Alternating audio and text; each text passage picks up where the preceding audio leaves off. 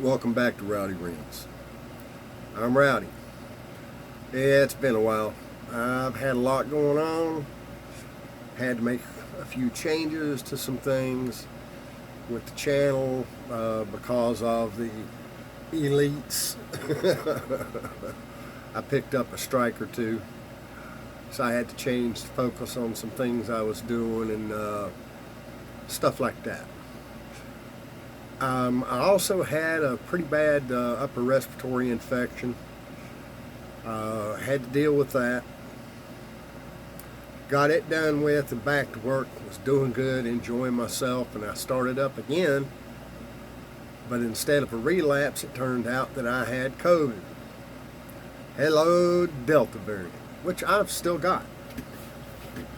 I'm doing a whole lot better. That's pretty much all I'm willing to say, because I'm pretty sure if I say too much more, YouTube's going to hit me with a strike for misinformation. You know, I don't know, maybe they'll tell me I've got a strike just for saying I have COVID, because I didn't ask them first, even though I have a positive test. Whatever. You can't satisfy everybody. I apologize for the situation that you see. It's just me here, and I'm just wanting to do a quick video. I'm seeing the fall of Afghanistan, the fall of Kabul, which kind of matches the fall of Saigon, which I can remember when I was a kid, watching that on TV. Now I'm seeing it again. And, honestly, is anybody surprised? Is anybody surprised? Biden's speech was, one of the things that actually put a laugh in my voice. He says the buck stops here after he blames everybody else. I inherited this from Trump. You inherited the presidency from Trump and everything else that was going on. You had no problems completely butchering the border and turning it into a shit sandwich. Of course, the media will call it cake every time. You had no problems with changing that, but oh no, you inherited somehow or another a situation in Afghanistan that you got from Trump that you couldn't change the course. Well, gee, maybe if you had gone along with the deadline that had been agreed upon, instead of extending that deadline unilaterally and thereby breaking the agreement, maybe the Taliban wouldn't have been moving so fast. Of course, when we break our end of an agreement, that kind of frees the other side up too.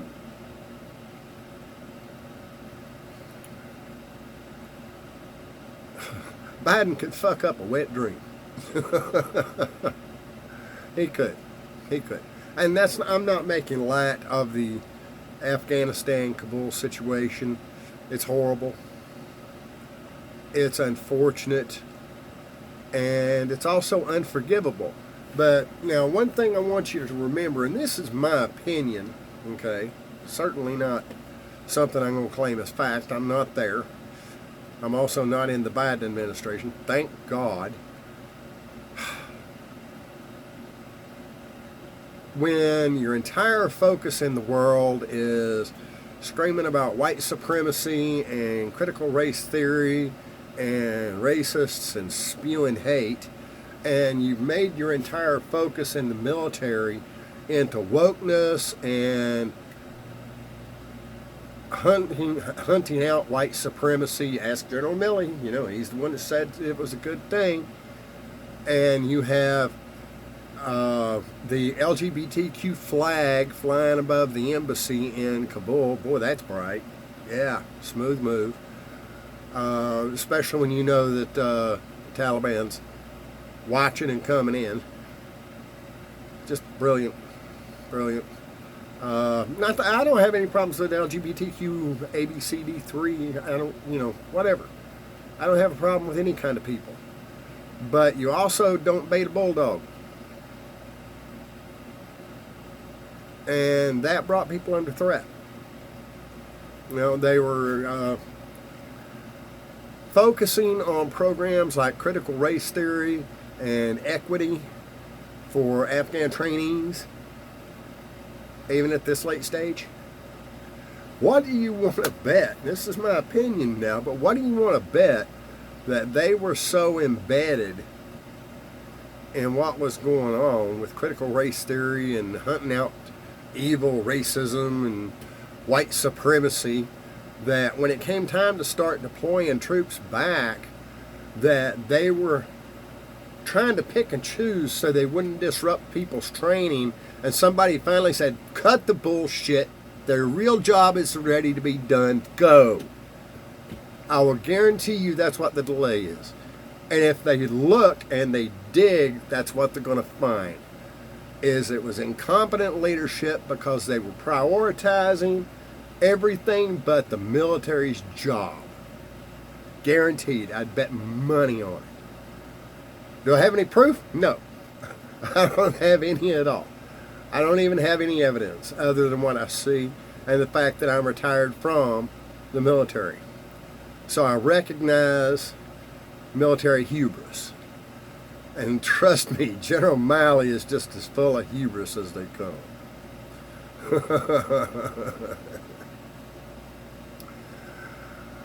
They've butchered the southern border. They've butchered oil prices. They've given away gifts to Putin with his pipeline. They've sucked off China, left, right, and center. And now they blew Afghanistan out their ass. I have a hard time believing that they're actually this friggin' incompetent. So I can't help but wonder what the isolationist strategy is, because they seem to be trying to isolate us from the rest of the world. The only ones they seem capable of prosecuting, either on a wartime footing or otherwise, is somebody that might have attended a Donald Trump rally. Because they sure as hell can't do anything else with any degree of success. Not without lying like hell. They've gotten real good at that. They've lied like hell for the last 5 years, once again, in my opinion. I got no proof whatsoever, that's my opinion.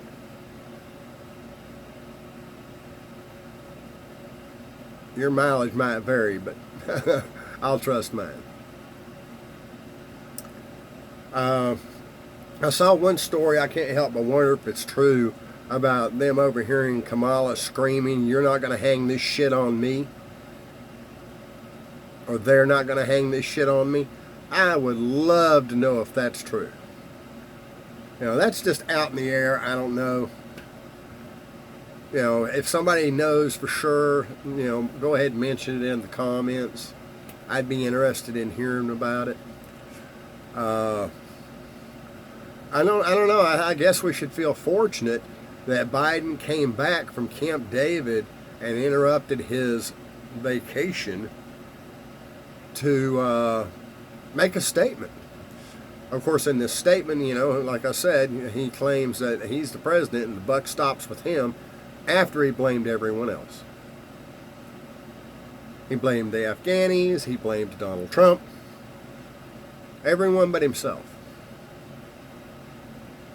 And then he said the buck stops with him. Well, the line doesn't. I guess we know where Hunter gets it from. That's it. That's all I got to say. Thank you for listening. My name's Rowdy. That's my rant. Have a nice day.